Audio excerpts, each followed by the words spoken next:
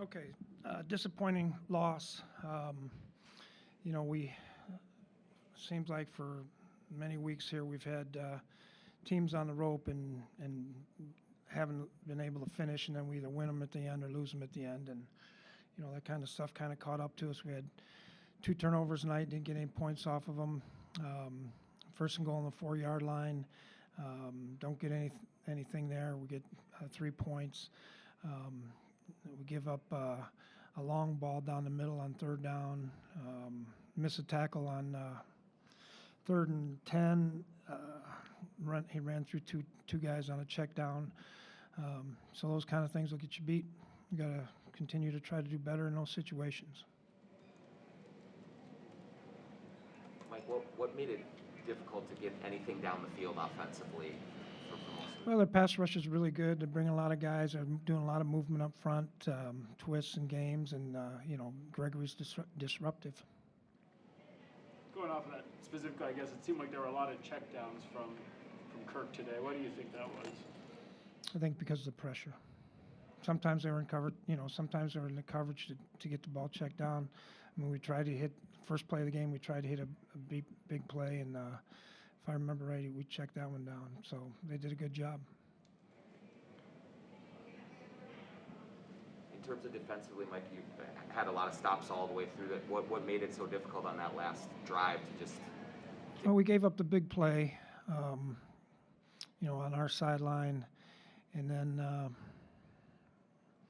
trying to remember what else. We got him in 3rd and long, and he checked it down, and they ran through 2 guys. So, we're trying to help the corners out a little bit tonight because they were needing some help on that particular play. What are the challenges of going against a backup quarterback when maybe you didn't have a tremendous amount of film on Cooper Rush? We had a lot of film on him. How do you feel you guys did against him? Not good enough. Mike, do you have any update on Danielle Hunter's injury, and then how did that affect you just losing him, a guy like that? It affected us, obviously, but I don't know what he's going to get an MRI tomorrow. Like Adam just said, if you're not frustrated, there's something wrong with you. You shouldn't be a player, should be a coach if you're not frustrated. How do you take that frustration now at this point and turn it? You've got some big games coming up. Yeah, that's a good question, Dawn. I think I think there needs to be some time to think about it and kind of figure out what we need to do from here, because this was a tough loss tonight. We had a good crowd. It was loud. Home primetime game, and we had plenty of opportunities to win that football game, and we didn't do it. Mike, the offense always seems to come out well on their opening drive, and then like today, kind of maybe sputters after that. Is there any reason other than just not having a game script where that might happen? Well, we actually have 2 scripts that we have to start the game, and then we have script coming out of halftime. So I don't think it's that. It's just it's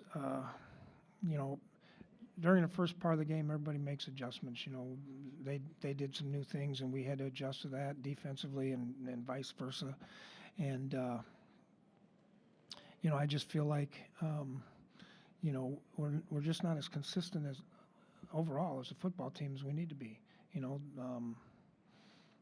We go right down and score. We did it, I think, at Carolina 2 weeks ago, and then then we get stagnant, and then we pick it up again at the end. So. Mike, what were you seeing on the 3rd and 16 that led you to call that second straight timeout?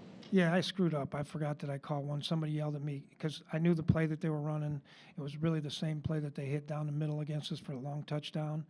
And so somebody said call timeout, and I did. And then the official wasn't supposed to grant it. They're supposed to not, which anyway, it's not his fault. So they end up getting a 5-yard penalty.